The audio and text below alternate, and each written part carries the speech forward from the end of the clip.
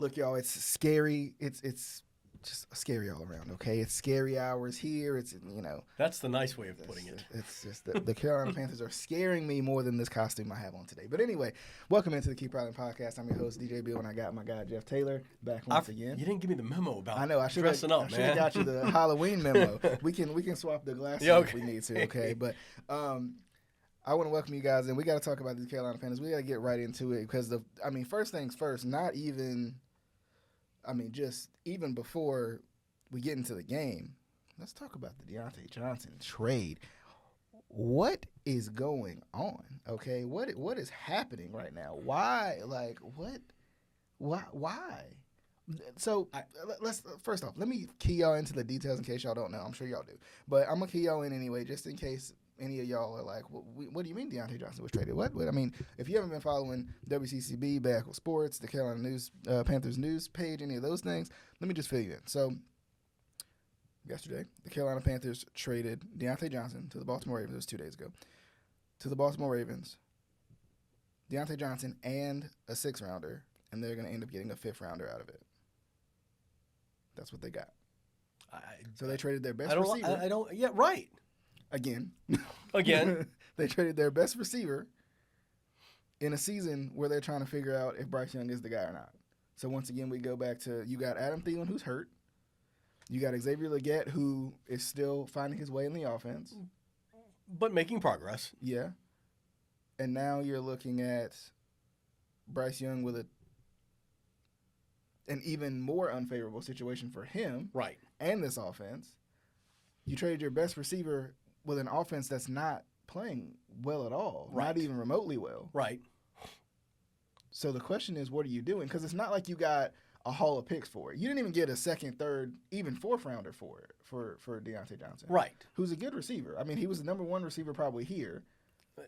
In Baltimore, you can have a discussion about where he fits in that offense now.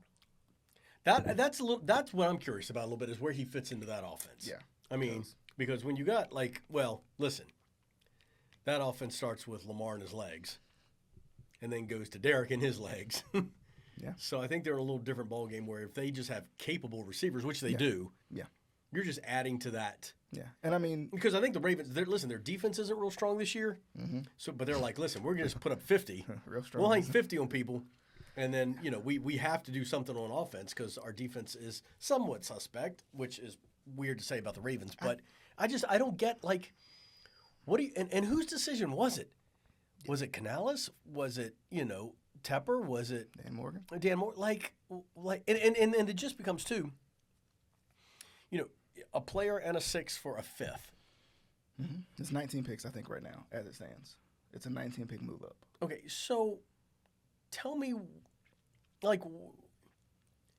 and in this league nowadays, how many 5th-rounders end up being on the 53-man roster? And I think that's the I don't a 3rd round, I get it, but he's not gonna he wouldn't haul. Listen, DeAndre Hopkins got traded for a 4th.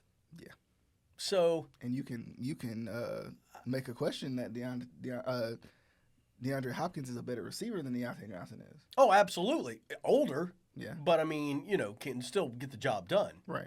But the upside of Deontay, I don't get it. I mean, you got a quarterback who is struggling. Yep. You've got an offense that is struggling, and you're going to take away a key piece of that. Yeah, and I think too, you get rid of your best receiver, you add to the Ravens roster who already has a good crop of receivers, right. But you can never have too much. I've always talked, and I mean that goes both ways, right? Like, sure, even for the Panthers, you can never have too many receivers. That's why you grab Xavier Legette. Right. That's why you have Adam Right. Thielen. That's why you have Deontay Johnson. Right. Right. That's why you get Jatavion Sanders. Sure. As a tight end, because you're adding to those offensive weapons. That's why you're okay with Miles Sanders being a number 2 when Chuba Hubbard's playing as well as he is. Right. So, I think my biggest frustration with this trade from a Carolina Panthers perspective, we're not going to talk about the Ravens portion of it for me, but my biggest concern is how does this improve this team? It doesn't. Even in the future, I don't know if this improves this team. Now, if you are racking up now, unless you're racking, I guess like, if you're racking up, draft picks to maybe make a trade on draft day, maybe where what I'm saying, where if you have some picks to give away, Yeah. to maybe move. Does that make sense? Mm-hmm. So maybe if you have a couple fours and a couple fives, and you want to move up into the second, yeah, maybe that you're accumulating picks. But like this is just you're moving up 19 spots. You said. Yeah, and I mean, I don't get like, and if you're a Panthers fan, and you guys out there can comment and let us know or whatever, where's your hope? Like where like. At what point do you go? For the fans, I think you're asking, what are we doing? And once again, it's why would players want to come here? Because it's like, if I'm going to come here to be your guy at receiver, and I've proven to you that I'm your guy at receiver, and then you turn around just to trade me the next year, that doesn't, and I was talking to somebody around the office here too about it, and he basically said, like, why would I as a player trust this organization? Why would I want to come to this organization? I don't know what this organization has to offer me because they haven't given players any sort of comfort on this team. No, I mean, there's no comfort in stability when it comes to the front office, stability when it comes to the head coaches, and even the players aren't even safe at this point. Well, and if you don't mind me doing it, because I do it a lot of times too, because it's who I am or whatever. But I mean, as a Titans fan, I'm going through the same thing. Yeah. Okay. For the first time, and I don't know, I watched the Oilers back in the day. Uh-huh. So I'm 56. So I've been an Oilers Titans fan for 40 years. Yeah. Last Sunday was the first time I turned it off. Mm-hmm. And went and watched, I think, like what other games were on. Just scrolling through the games. Yeah. Because I'm just like, this is gross. Mm-hmm. And I mean, but that's a debacle in itself. But you get rid of, DeAndre. Like, where's the and what gets me is, what does the defensive side think? Yeah. I mean, when you've got a defensive side that like, do you know what I'm trying to get at? Like, when your offense can't function as an offense. Yep. And your defense is at least maybe keeping you in ball games to a point. Yep. At what point does the locker room get divided? Yeah. That's true. And then and that all comes down to your front office and your coach. Yep. And so I it's getting to the point of we are speechless. Yep.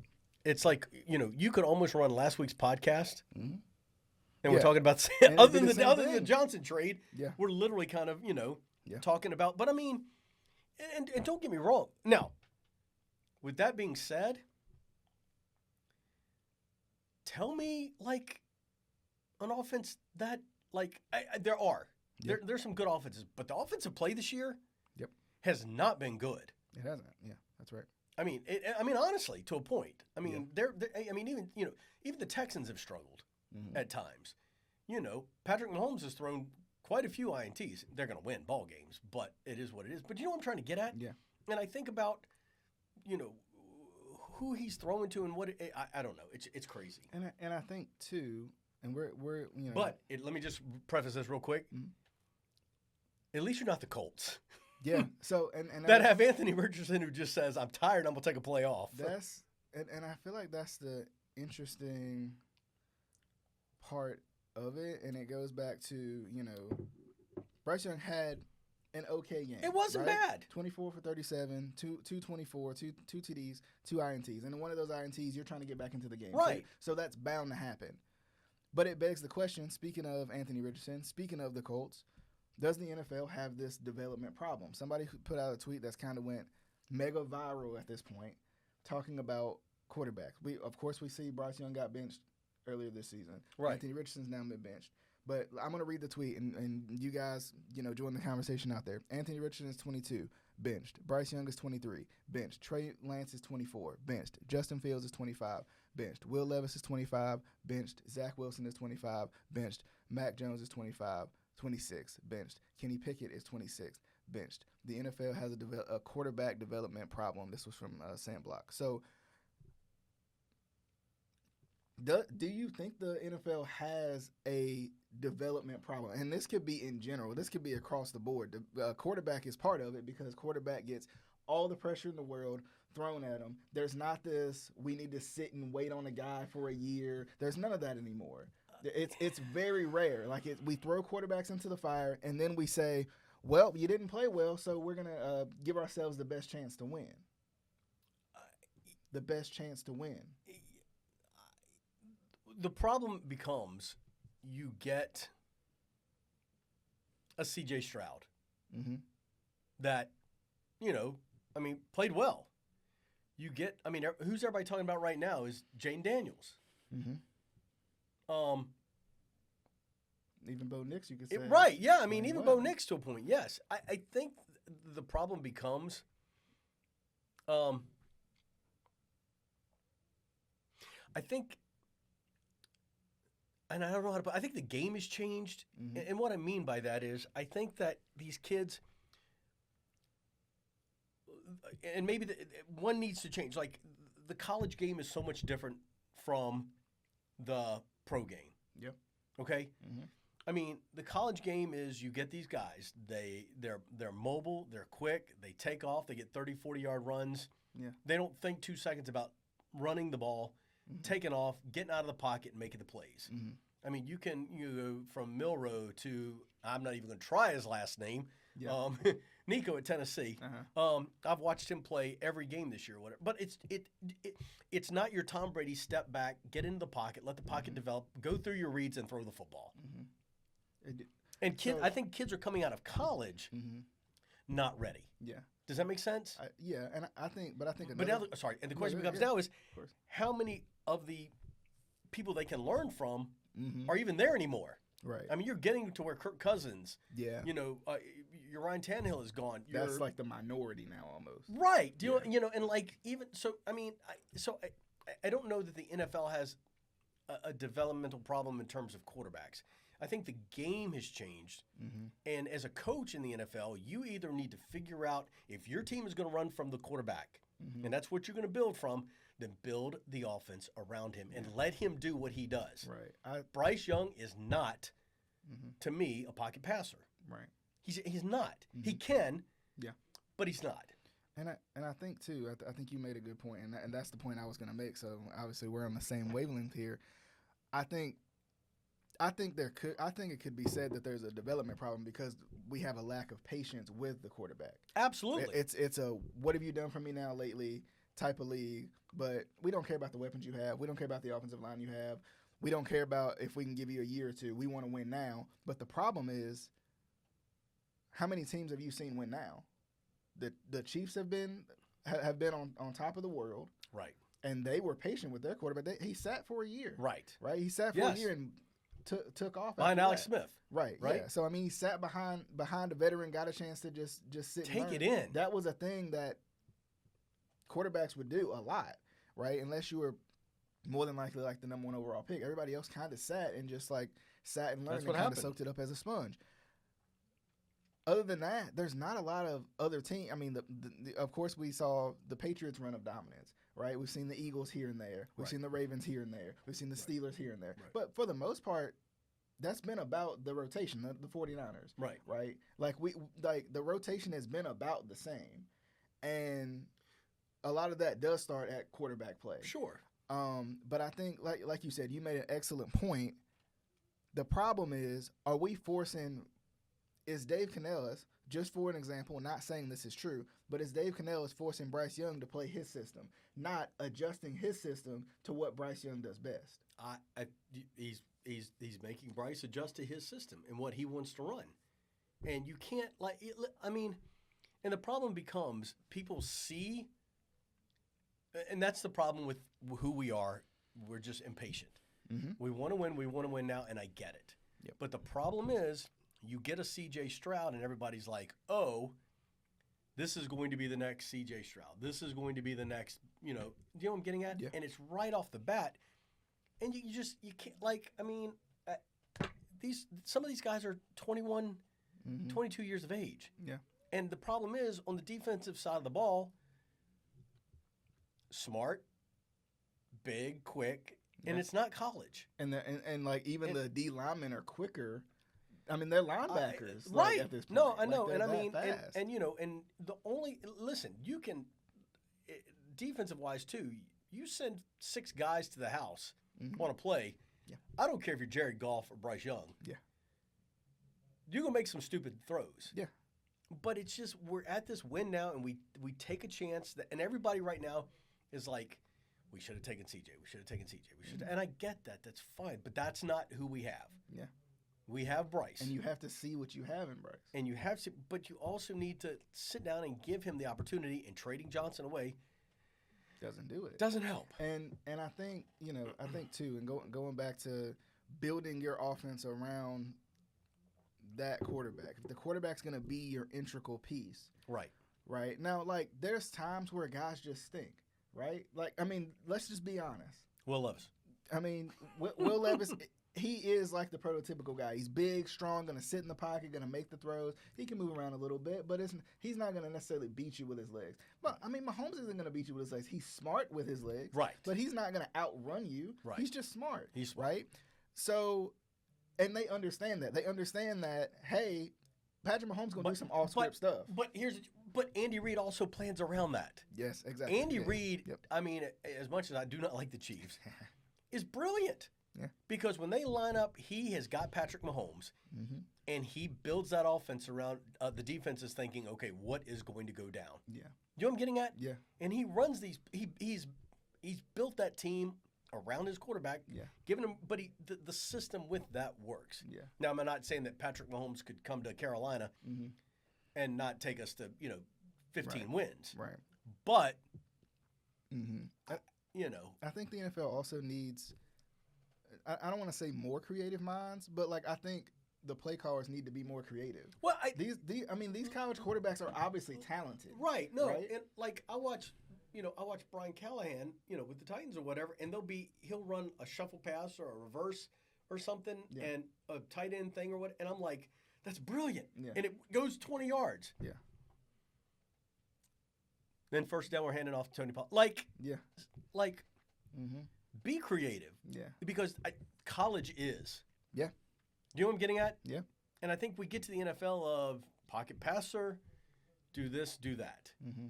And I think that's the thing. That's another part of it too. It's okay you don't have to be like everybody else. Like. No, and you're not gonna be Patrick Mahomes, or you're not gonna be Lamar Jackson. Yeah, and that's the thing. Like, but people see that though, DJ, and they want that. They see the success and they're like, "Oh, it's immediate. Let's go get it." Right. But I think like even looking at a Josh Allen turns the ball over more than any quarterback we've ever seen.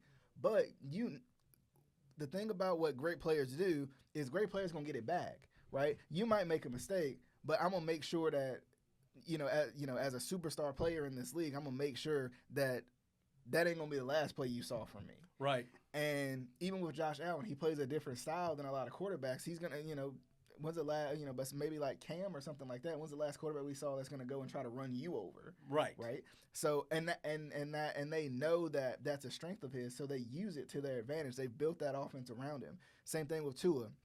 Tua is very accurate as a quarterback, but they know if we surround this guy, he's not the fastest guy in the world, but if we surround him with speed, he becomes faster. Right.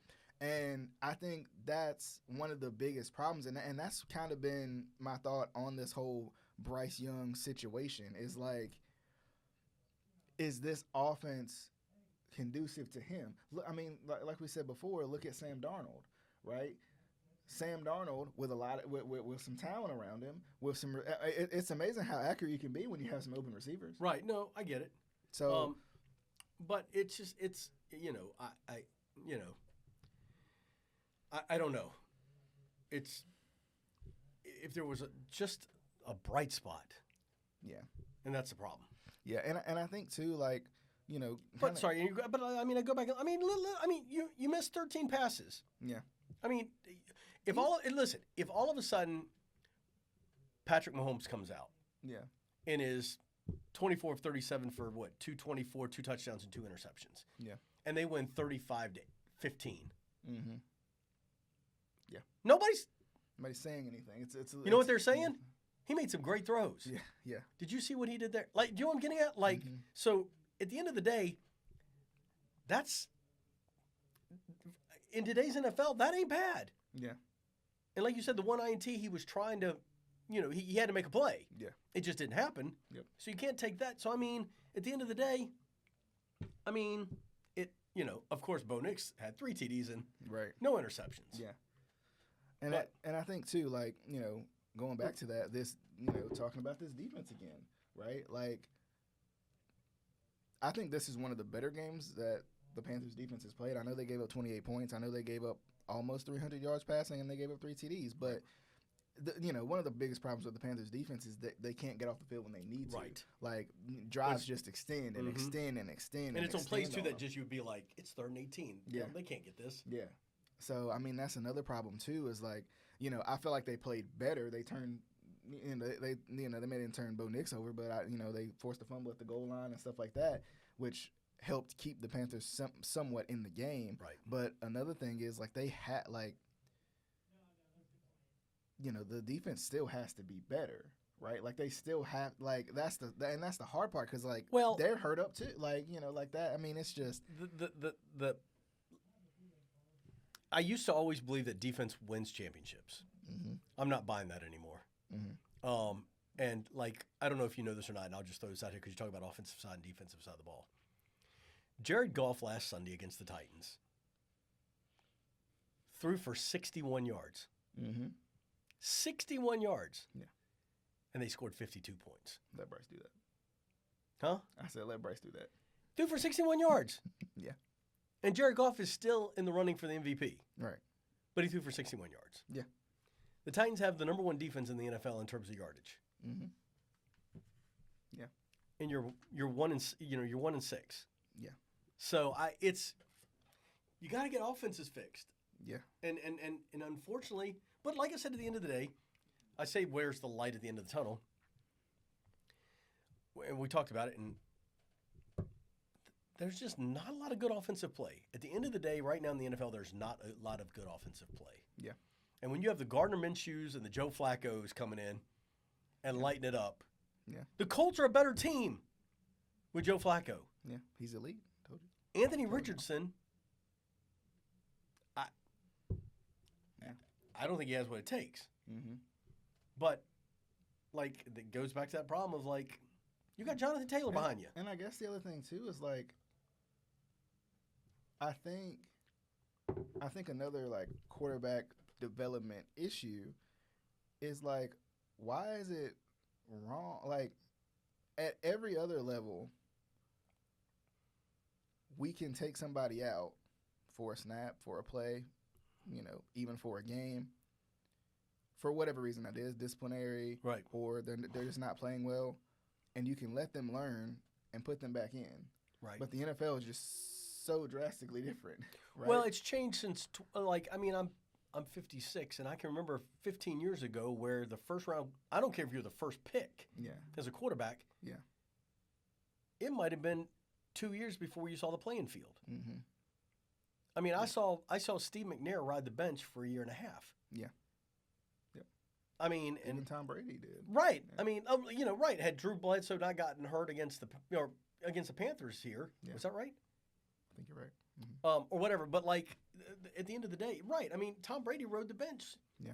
And you're right. And we'll go back to this. You go back and look at Peyton Manning's first year and a half, 2 years. He was horrible. Yep. Tom Brady was not good his first year and a half. Yep. But the thing was, you had a consistent front staff, you had a consistent coaching staff, and you rode the bench for a year and a half. Yeah. So maybe yes to that question. Yeah. It's not the kid's fault you're not developing him. It's how you're doing it. Where okay, we're gonna draft Cam Ward next year. Mm-hmm. Okay. Mm-hmm. You're just gonna throw him in again, right? With a brand new head coach, right? And a brand new system. Yeah. Yeah. How many of those quarterbacks coming out of college can do that? Because a majority, well, I say that now, but a majority of them have had a coach all 4 years. Yeah. A lot of these kids, when you come in as a freshman, do you play right away? Right. No. Yeah. And I think too, like, let's remember the times when Jay Cutler threw 4 picks, but we didn't bench him that next game. we said you threw 4 picks. Let's go watch the film on why you threw the 4 picks, and let's talk about it. Right. Let's figure it out. Like, I think that goes back to coaching too. And maybe it's just the short leash, I guess, that coaches feel like they have nowadays. Well, if you're Dave Canales, how can you not be terrified? Right. And it's just like, maybe that's what it is. But it's like, as a coach, you still have to put the right people in the right places to succeed. No, I know. Yeah, no. And once again, like, Bryce sitting down for a couple of games, it's not the worst thing in the world for him if you're in the room with him saying, all right, this is what this is what you're doing wrong. You threw off your like back foot. Like we said before, like the one of the interceptions that he threw, he was just throwing up for Jalen Coker, who was making plays all night anyway. Right. He was throwing it up and letting him go get it like he's been doing. Right. Maybe, and that's another thing too. Like, I think we learn far more from our failures than we do our successes. So why aren't you looking at and maybe he is, I don't know, I'm not in the room with him, but why aren't we looking at Bryce's interceptions and saying, like you just said, you threw off your back foot here, you weren't squared up here, right? Maybe you throw this ball higher here. You didn't look this guy off enough, right? Like, right. Maybe you throw the ball high enough to where Jalen Coker can get it, but nobody else is going to get it. The sad part about it, too, is you throw up a 50-50 ball. If it's Patrick Mahomes that gets picked off, it was a great thing. Yeah. But, I mean, somebody else is just another interception. But because, and that's the thing, because Mahomes and Allen and Jackson and these guys have been in the league for a while, done it for a while, been successful, and you've seen what they've done, they're going to have a little bit more than a Will Levis is going to have when you've seen him throw his 5th pick of the game. Not that he hasn't. No, I know. Time, but we maybe Mason Rudolph, baby. Maybe that's an Anthony Richardson thing. But anyway, but this week the Panthers play the Saints, which last time week 1 started off with a pick. It just rolled on downhill from there. 47-10. We remember that game. What wasn't good. I think I'm trying to remember what the stats were. Bryce didn't have a good game. I mean, nobody had a good game. I mean, if you're giving up 47, it was. I mean, nothing's good. It was terrifying from the get-go. So I mean, Bryce had 161, 13-30, and I feel like he's been decently efficient this year. I would wholeheartedly agree. Absolutely. It just hasn't been going very far. Right. But I think, like, even with that, if you're going to have him throw short, you got to make sure you got the guys to throw short too. Right. Get the ball to Leggett. And, right. Right. Like, get the ball to Leggett and let him use his speed to do what he does. Throw those 50-50 balls. That was a great back shoulder throw.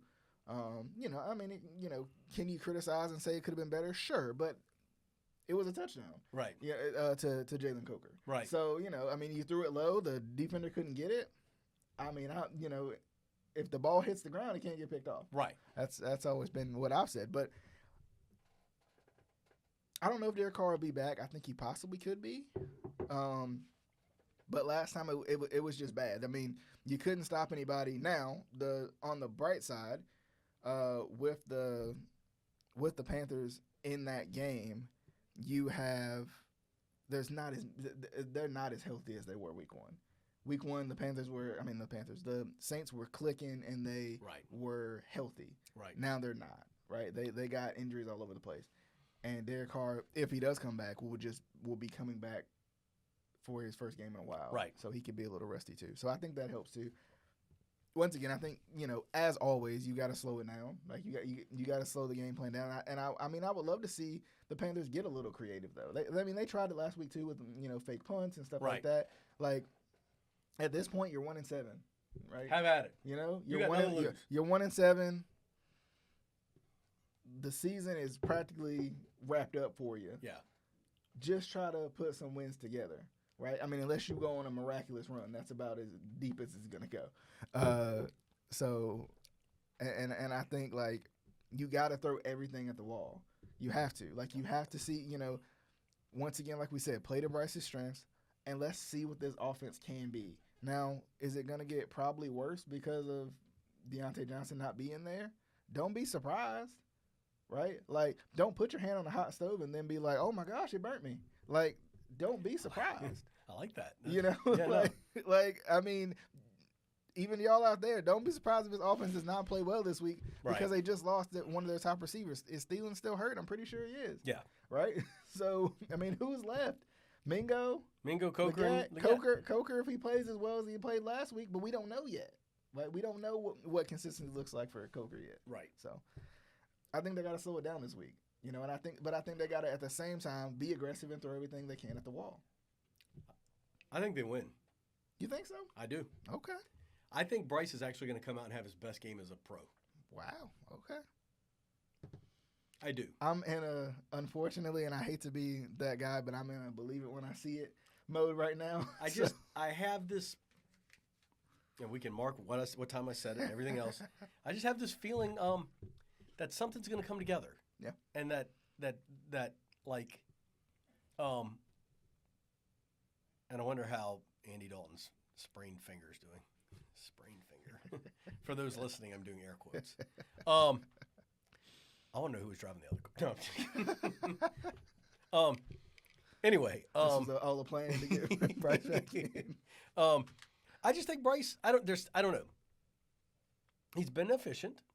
Yeah. Like I said, he's had that bad throw last week or whatever, but I don't know. Something about this game tells me they can go out, win, and he'll have his best game as a pro. Okay. Like I said, I'm gonna believe it when I see it mood, but I'm always optimistic about it. So I wouldn't. I'm not gonna say I wouldn't expect that. Right. Right. I could. At this point, kind of like we said, you have nothing to lose. So right. Have fun and go. That's the part where you kind of like you just wipe your hands of it and you try your best. Right. Right. And sometimes that's when you get the best football. It's like I agree. is no pressure anymore. Go have fun. So you can play a little spoiler if you want to too for some of these teams. Yeah, so, absolutely. At this point, let's you're playing to say you're playing at this point. Right. So but should we pick the rest of these games for the week? Let's go. Jump into it. So Thursday Night Football, we got the Texans at the Jets. Are the Jets done? They're done. Okay. They're done. Aaron Rodgers, don't even get me started. I know it's your guy. He's a bum, and I'll put anybody. But hey, stop it. Just you're done. They got rid of the wrong guy. Mm-hmm. They fired a coach that they should have kept, and they let. Yeah. And it's Aaron Rodgers' team, and there's nothing that would make me happier than for them to go, 2-15. Okay, I don't see them going 2-15 per se, but I think they're on a downward spiral, but I don't know if they're done with winning games this season. I don't know that it's done winning games. They're done though. Any chance of postseason, and I think it will go down as one of the worst moves the Jets ever made, bringing on Aaron Rodgers. Okay. I mean, I don't. Yeah. Considering because what happens next? So hypothetically, and we'll pick the rest of the games. Hypothetically, though, they go 4-13. Yeah. Okay. Are you keeping Aaron Rodgers for another year? You going for a quarterback? What are you going to do? And it also depends too what kind of contract is Devontae Adams on. And I mean, if you're Devontae Adams, you lost to the Steelers twice in 3 weeks with two different teams. Right. And what is he thinking right now? Yeah. I mean, I know he was with the Raiders, right? Yeah. I mean, but I'm like, anyway, but to me, they're done. And. I mean, I don't know. It's tough because I wouldn't be surprised if they did turn it around. They better figure it out. They haven't given me any reason to believe they will. Right. No, absolutely. So there's that. So I'm gonna go. I think Texans are too strong. Yeah, I'm gonna go with the Texans. But don't be surprised if there's an upset here. I'm just gonna throw that one out there. So going into Sunday's games, we got the Cowboys at the Falcons. Falcons win. Okay. I mean, I think it's the Cowboys playing a good team, and the Cowboys versus good teams is probably all 4 of those losses. So I'm going Falcons too. Yeah. Broncos at the Ravens. That's 2 5-3 teams right here. And that's a surprising 5-3 for the Broncos. Yeah. I mean, but I mean, like, come on. It seems like they're getting into their groove a little bit. I know, and it's a little bit of. I still think, and the Ravens have been a little shaky, but you also gave the ball to Derrick Henry like less than 20 times last week. Like, if you go feed the man, that's a problem. The other problem is you can't stop anybody. You can't stop anybody. That's true. I know. Like should we get a Bayhackle football team and try to go against the Ravens defense? Because I think we might have a good chance. And luckily for us, even if we do throw a pick, they won't catch it. So there's that. So we got I still think the Ravens win though. Yeah, I think so too. I think the Ravens bounce back.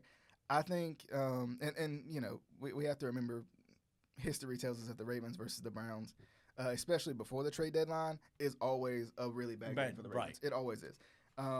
So the Browns Jameis always Winston play. I mean, hey, I mean, I would cue up a Jameis Winston quote right here, but I mean, I would have to make up one, and but Clean it up. right. Play you Jeff. You got to play for the name on the back of your helmet. Yep. Well, we don't have decals, so that I mean, if there's a funnier guy, I don't know. I don't know where he is.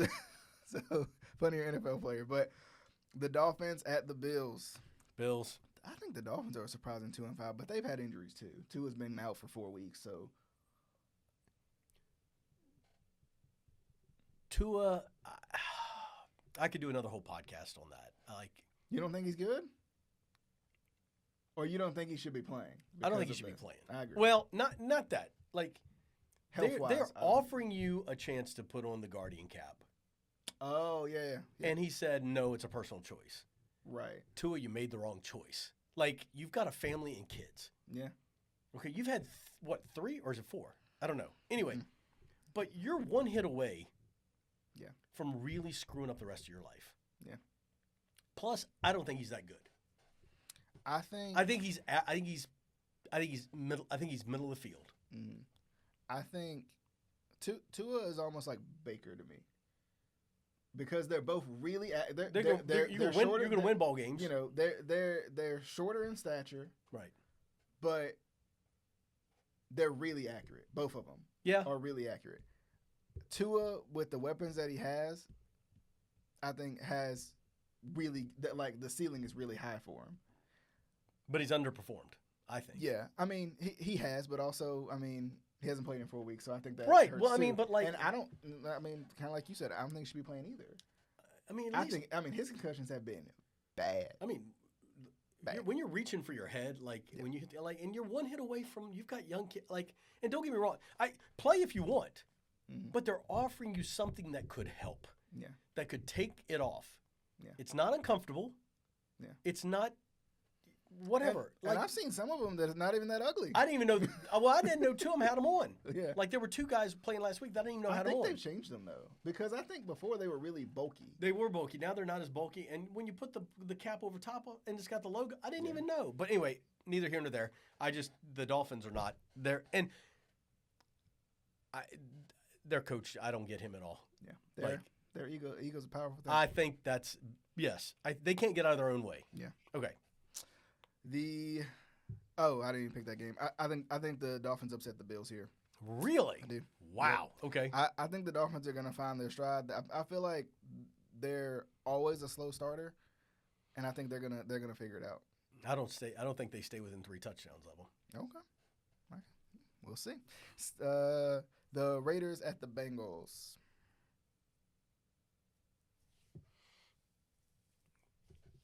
The fact we're even having to think about this one.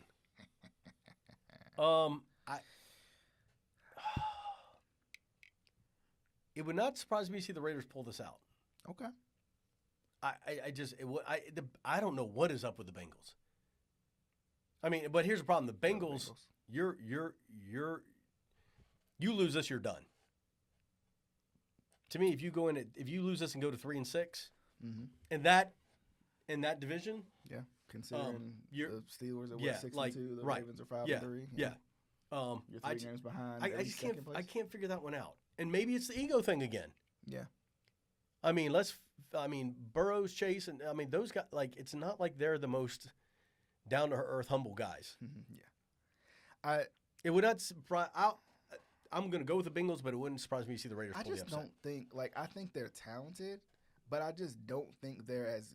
I don't think they're as well coached. I would agree. Or nearly as good of a team, like a cohesive team, right? As the Ravens and the Steelers are in that division. I agree. I think they're closer to the unrest of what the Browns are than they are what the top 2 teams are in that division. Agreed. I think the Raiders win this game. I think it wouldn't surprise me to see them do it. Yes, I'll go with the Bengals, but it wouldn't surprise me to see the Raiders win. In a knockdown, drag out fight of a game, I think the Raiders win. If it gets that ugly and stuff, yes. Yeah. The Chargers at the Browns. Can Jameis do it again? God. I can't figure the Chargers out. That's another team. Yeah. You just I mean, listen, I don't think Jameis played that bad. He didn't. He also played arguably arguably the worst pass defense in the league. Yeah. Although the Chargers aren't setting the world on fire either on the defensive side of the ball. But they do have a good – is their front line healthy on the D side? I can't remember. I'm gonna go Browns. I think they pull the upset. Okay. I think the Chargers win this game. I think the Browns were kind of lightning in a bottle last week, and they're always really good. Like I said before, against the Ravens right before the trade deadline. That's what sparks some of the Ravens' biggest trades. So I think the Chargers – speaking of with the Ravens game earlier, how Deontay Johnson fits into that offense this week too. That's going to be interesting. But I think the Chargers win this game. Honestly, I think they win this game big. Commanders at Giants. Speaking of winning this game big, the Commanders are going to sweep the floor with the New York Giants this week. I think the Giants win. Do you? I do. What? Okay. That's my upset pick of the week. It's one of those divisional games where it could go either way. I'll give it to you. At New York, Daniel Jones comes in, plays well, plays consistent. Listen, you were a hair from 5-3, the Commanders. Yeah. And the Giants were in competitive, and they've been competitive in every game. So that's my upset of the week. Okay, I like that. Don't even talk about it. Just go to the next game after that. He means the Patriots and the Titans. Patriots at the Titans. The Titans can win this game. Patriots are the Patriots. Explain to me how you have 400 and some yards of offense, more first downs, time of possession, more passing yards, more running yards against the Detroit Lions, and you put up 14 points. They gave up 290 yards of return yardage. I say that the Lions started 5 of their drives inside the Titans' 20. Yeah. They didn't do anything. Listen, I'm going to go Titans. I think their defense is, like I said, right now if the offense could just do anything, I think the Titans win this one, but it's going to be a 9-6 ball game, I bet. Okay. I think the Titans win this one too.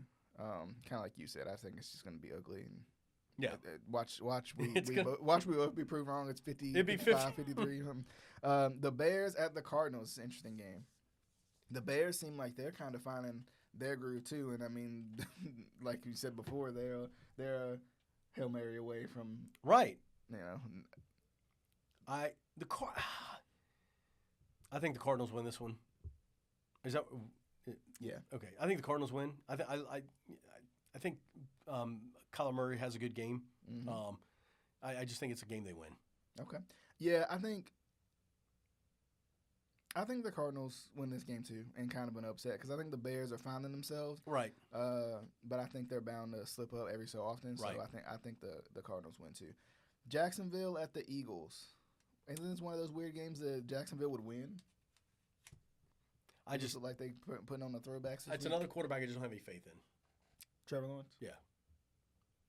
So I think the Eagles win this one. I think they win this one handily. Okay.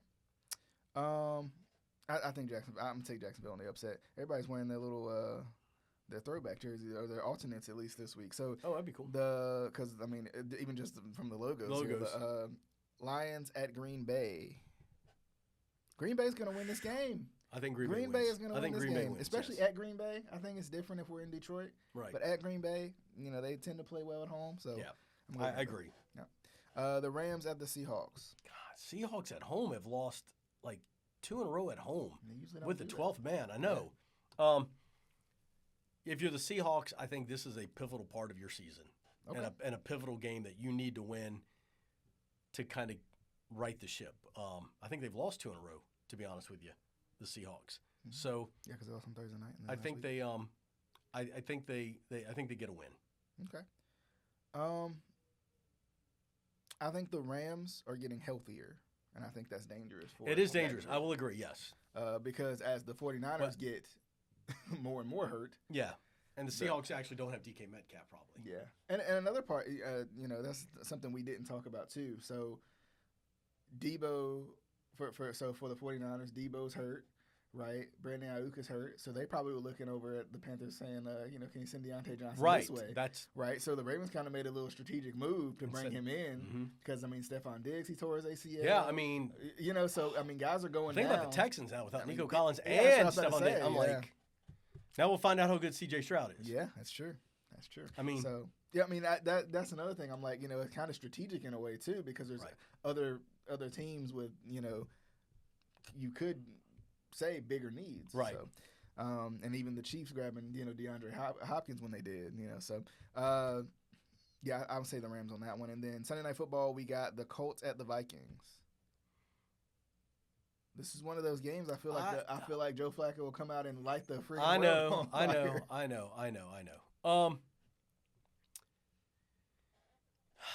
I think if the Vikings want to prove themselves as, hey, we're deserve to be at the top and be talked about, this is one you got to win.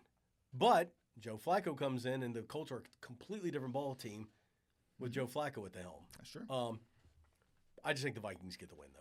Okay, I'm gonna go Colts on the upset. All right. Monday Night Football, the Buccaneers at the Chiefs. I'm telling y'all, I'm going with the Bucs. That's what I was about to say. I'm telling y'all, the Bucs.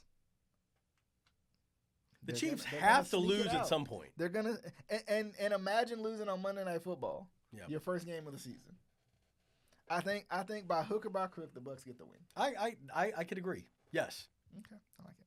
I know they're dealing. It's with gonna be tough. Too. Yeah, they're dealing with injuries too. So and being at the Chiefs. Yeah. But sneak a win in. I mean, the Chiefs they're 7-0, and I get it, and I keep just waiting for it to fall apart. Offensively, they haven't been real strong, but honestly, defensively, they've been better than they have been offensively. Right, and which is weird, especially with that team. But I think the Bucs can pull the upset. Yes. Okay. Jeff, I appreciate you for coming. You got it, man. Always. Happy Halloween. No, look, hey. Next time I'll be my normal self. Now nobody wants to hear this, but at like 12 o'clock tonight, I start playing Christmas music. Yeah, we're gonna have to wrap it up. You're not even gonna get through Thanksgiving first. Nope. Not even gonna get your turkey in first. Nope. Oh, come on, Jeff. Nope. Starting the bar, man. Come on. Midnight tonight, I start listening to Christmas music. Goodness. I didn't say I was decorating. You just listen to the music. You just get in the mood.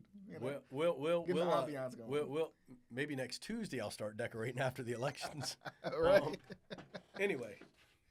But definitely hope you guys enjoyed the show. We'll see you guys on the next episode of the Keep Prowling Podcast.